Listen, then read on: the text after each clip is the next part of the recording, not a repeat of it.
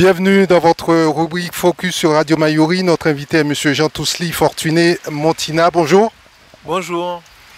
Vous êtes le premier lauréat du prix Mémoire et Thèse. Alors déjà, toutes nos félicitations. Merci beaucoup. Merci pour vos encouragements et vos félicitations.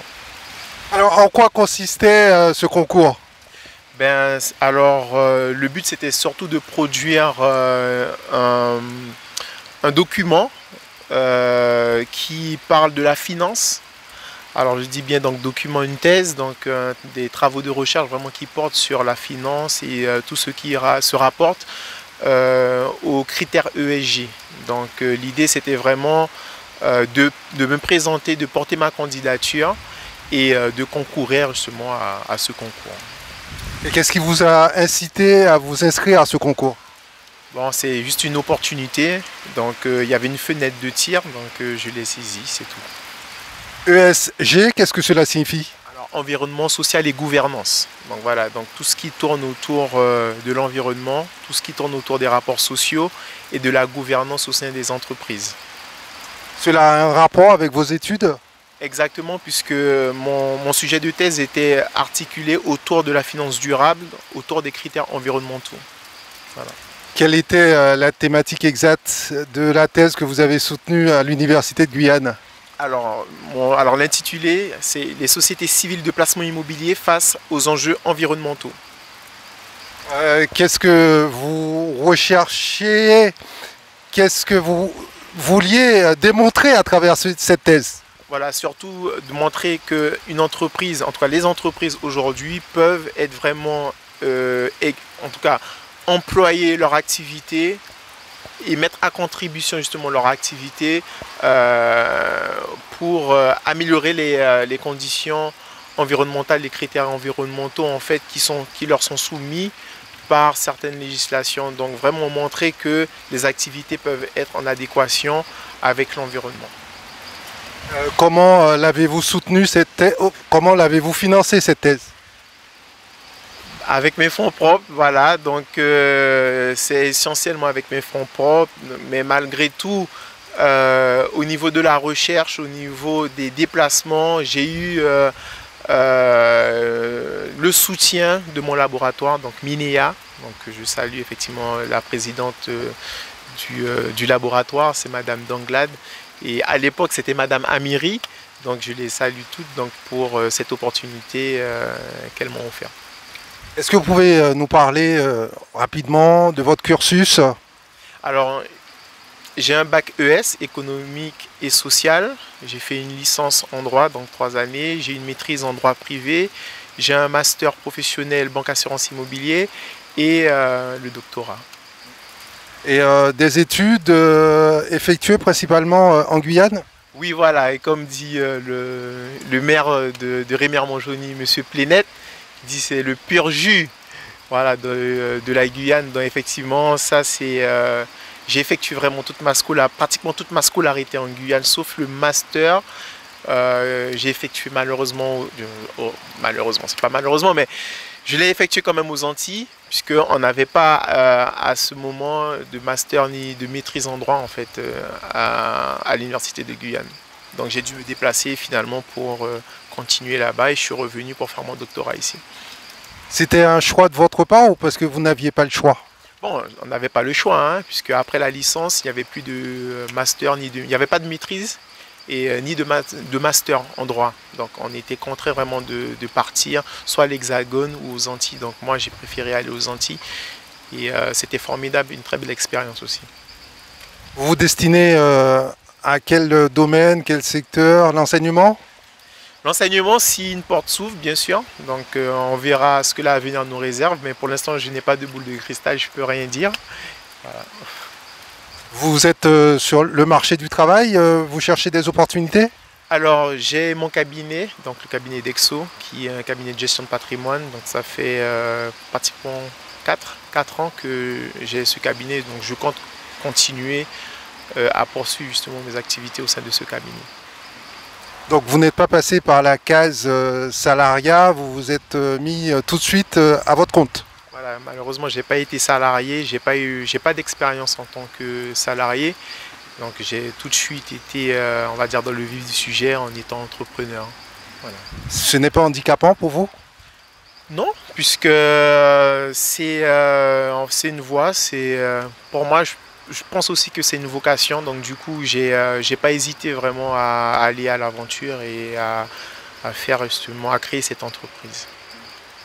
Alors, peut-être que les auditeurs vont se dire, ou les internautes, tout ça pour ça, aller jusqu'au doctorat pour se lancer dans la gestion du patrimoine. Est-ce que c'était vraiment nécessaire de faire autant d'années d'études?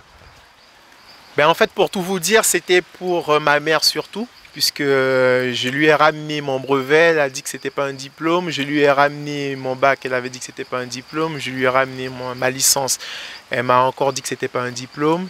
Je lui ai ramené ma maîtrise, elle a dit que c'est pas un diplôme.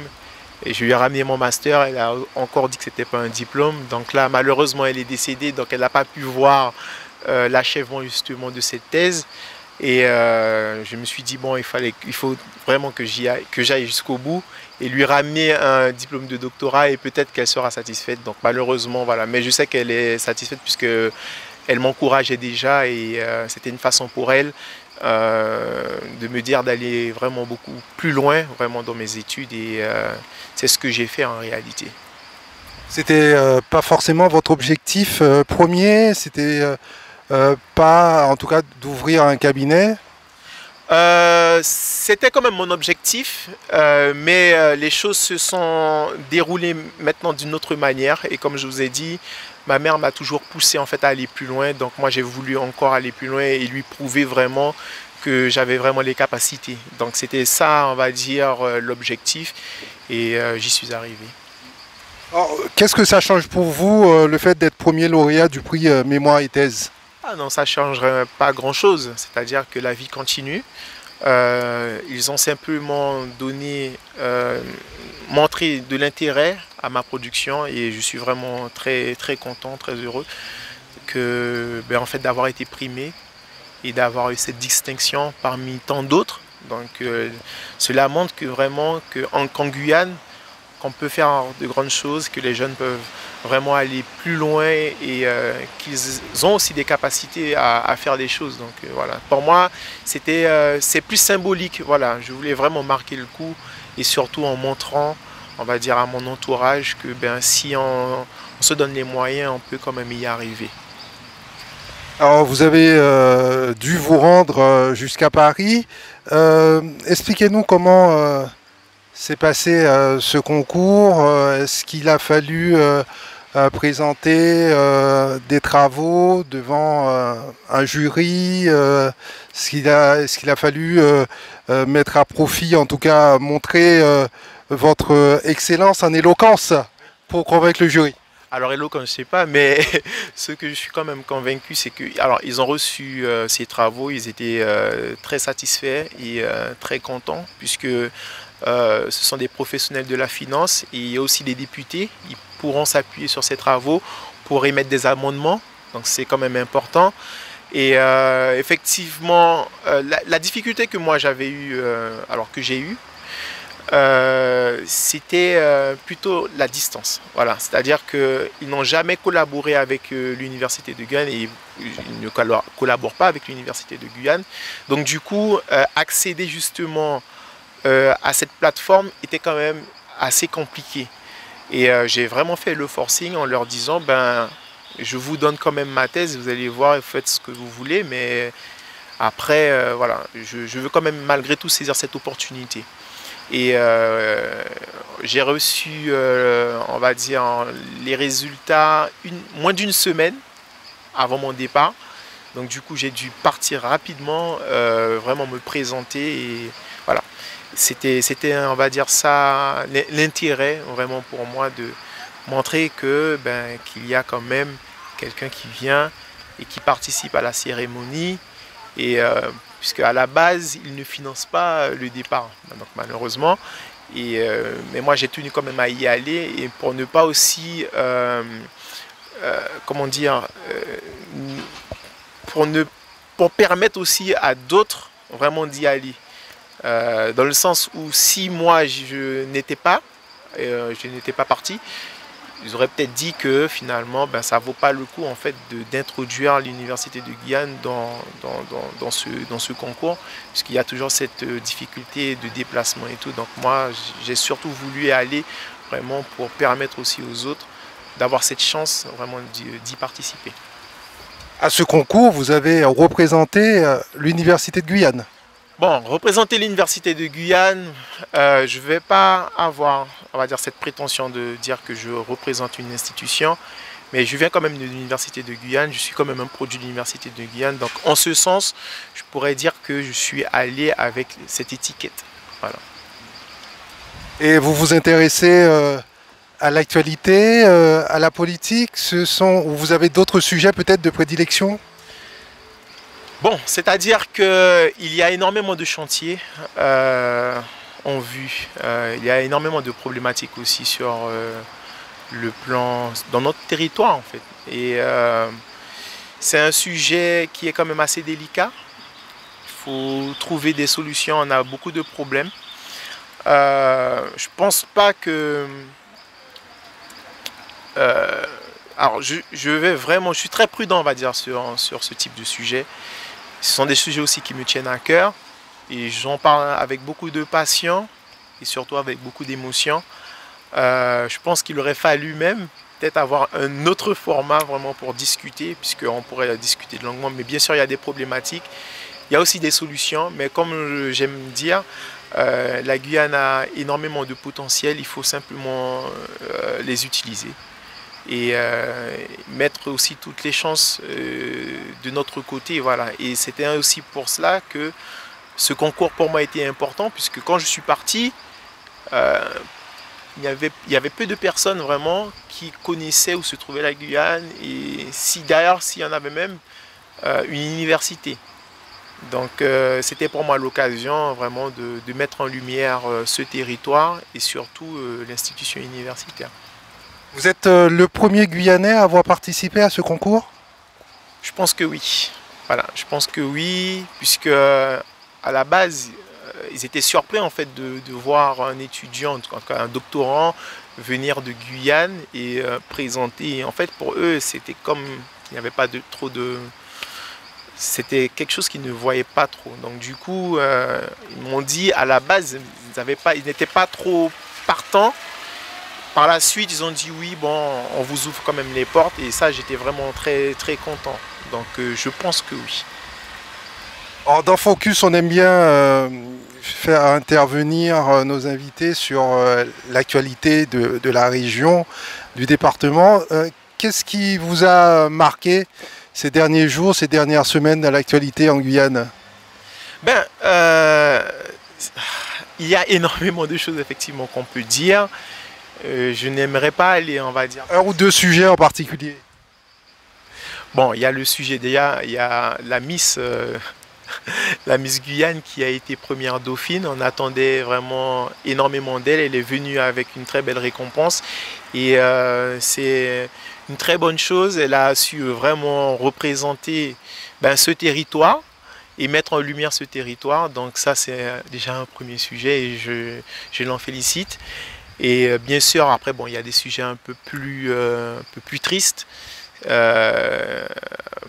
pensez auquel? Au phénomène, par exemple, de mule.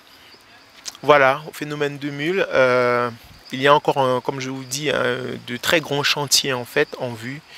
Il y a de très grandes problématiques. Il faut absolument trouver des solutions afin de répondre justement à ça, puisque en réalité, ce qu'on ne voit pas, on voit les jeunes, mais on ne voit pas les familles. Ce sont des mères qui sont tristes, qui sont attristées, ce sont des pères qui sont attristés, voir parfois leur enfant en fait évoluer dans cet environnement et partir, on va dire, dans ces activités. En fait, ça fait beaucoup de peine en fait. Donc du coup, l'idée c'est vraiment de trouver des solutions afin vraiment de répondre, mais pas de trouver des solutions en faisant encore des préventions. Ça a du sens, mais je pense qu'il faudrait encore aller vraiment plus directement à la source et vraiment de traiter le problème. Et je pense que si on va avec une démarche méthodologique, bien sûr, on peut trouver des solutions et il y a énormément de problématiques, mais on pourra sous un autre format vraiment en discuter. Alors vous avez grandi en Guyane. Est-ce que à un moment ou à un autre, vous avez été approché ou vous avez des amis qui se sont laissés tenter par cette occasion? Bon, c'est-à-dire que je pense que je suis un rescapé, puisque j'ai grandi vraiment dans un quartier très difficile. Et sincèrement, Où ça? bon, sincèrement, je ne veux pas forcément le dire, je vais laisser ça quand même en suspens, mais j'ai grandi quand même dans un quartier vraiment très difficile.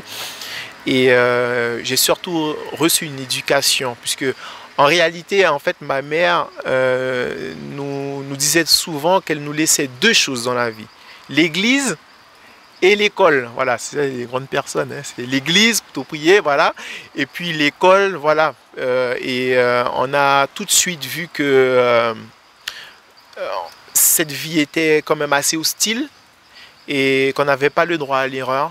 Et on a voulu surtout, en tout cas moi j'ai voulu rendre hommage à ma mère et la rendre fière en fait.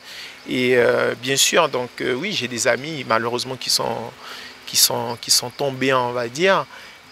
Mais vous savez, il faut se relever. Voilà. On peut tomber, parfois on peut faire des erreurs dans la vie. Mais le tout, c'est vraiment de se relever et puis d'aller de l'avant. Et je pense que il y a des jeunes en ce moment qui sont dans cette démarche d'aller de l'avant et de trouver leur vocation. Donc, voilà. Alors vous avez ouvert votre cabinet après avoir obtenu un doctorat. Aujourd'hui vous êtes docteur. Ça y est, vous avez atteint la phase ultime. C'est une consécration pour vous?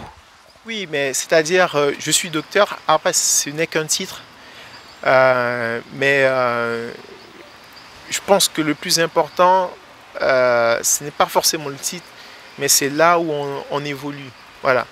Au-delà de tout cela, en fait, moi, la question que je me pose, mais dans quelle société que je veux vivre et dans quelle société que quelle société que je veux laisser aussi pour mes enfants. Et là, et la question est l'enjeu.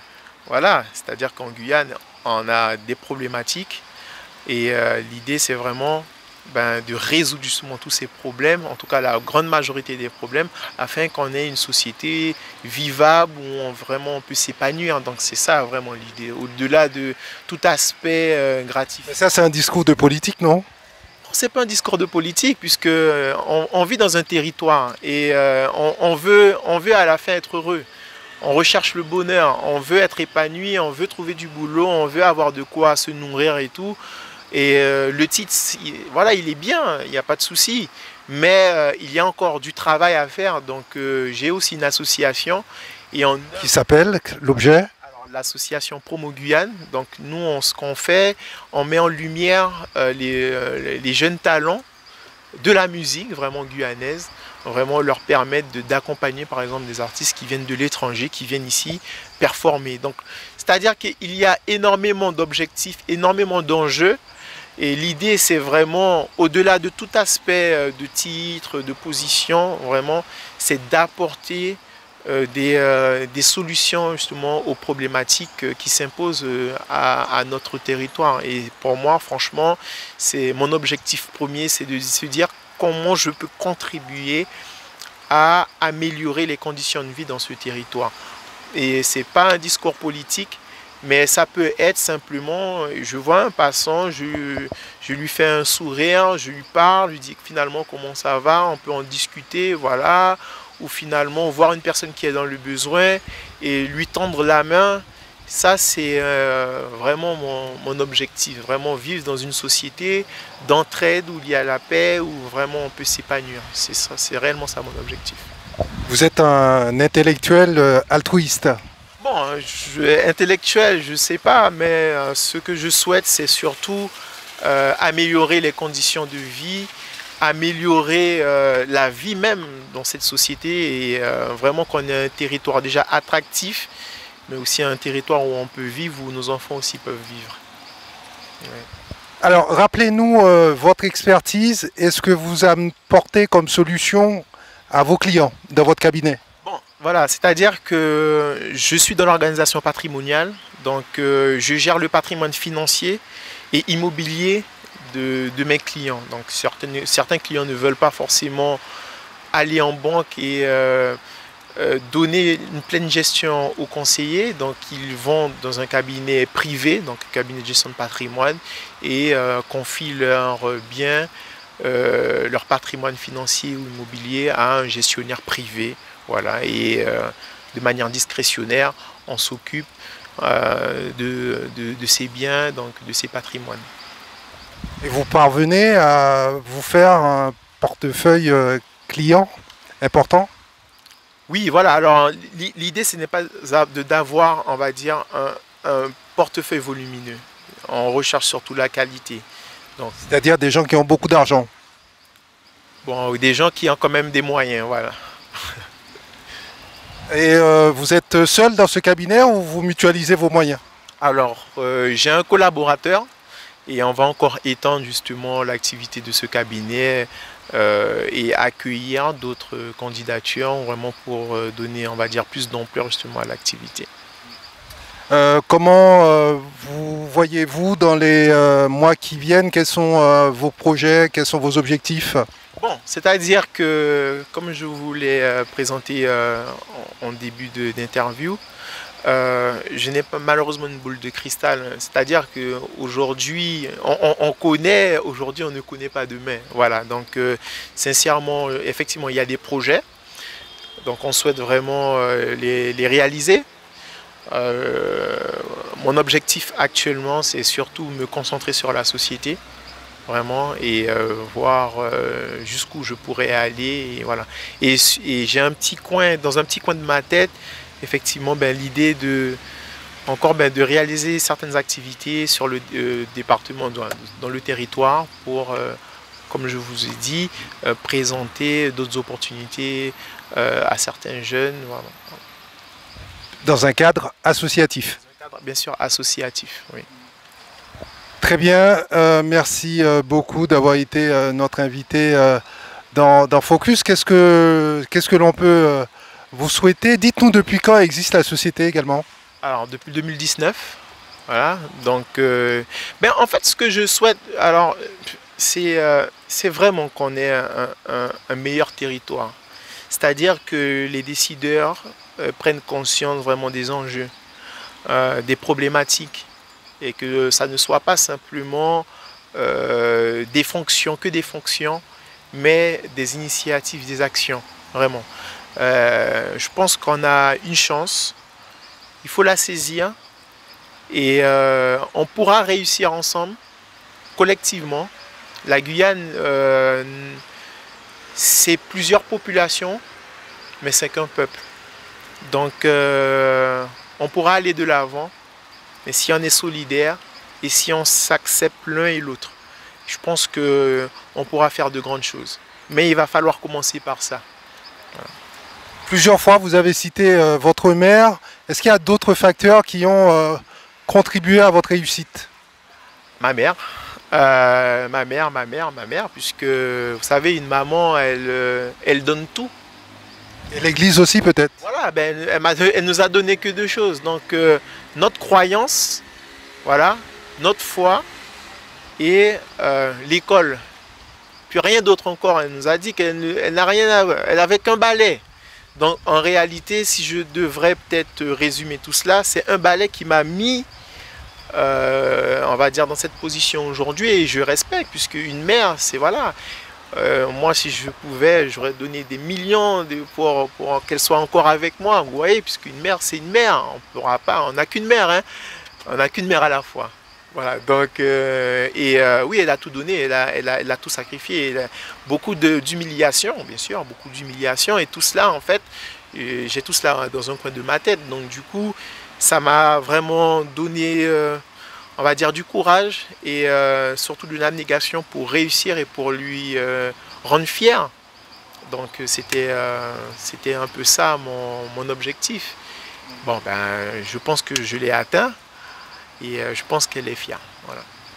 Est-ce que vous êtes un produit de la République? Est-ce que vous êtes, vous pouvez dire que vous incarnez l'égalité que l'on voit sur le fronton de certaines de nos institutions? Bon, vous savez,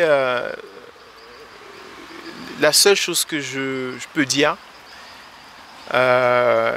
c'est qu'un bout de balai m'a mis aujourd'hui là. Grâce à l'école, quelque part. Voilà, ben, grâce à l'école. Mais c'est quand même le bout de balai. Puisqu'il faut le respecter aussi. Puisque l'école produit aussi des inégalités. Et je pouvais moi-même tomber, on va dire, dans le découragement et sortir du circuit en fait. Parce qu'il y a certaines choses que je n'ai pas pu retrouver en fait à l'école. Voilà, donc malheureusement, et c'est pour ça que moi je donne beaucoup de sens, puisque si elle n'était pas là, j'aurais pas pu finalement présenter cette thèse.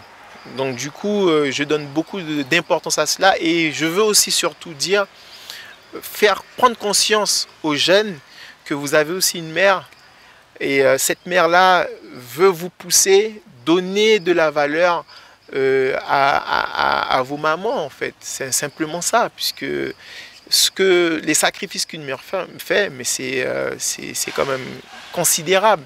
Donc il faut donner de la valeur à cela et moi j'appuie vraiment dessus. Et pour encourager les mamans à pousser leurs enfants, mais surtout aussi à encourager les enfants en fait à rendre fiers leur mère. Voilà. Les pères, ça peut aussi compter, non? Oui, père-mère, voilà, pour l'éducation des enfants. Mais moi, effectivement, j'ai grandi qu'avec une mère, comme il y aura dit potomitan. Donc voilà, donc qu'avec une mère. Donc voilà. Mais bien sûr, le père aussi a sa part de responsabilité. Et aussi, mais de fierté aussi dans la réussite des enfants, bien sûr. Merci beaucoup d'avoir été notre invité dans Focus. Merci beaucoup.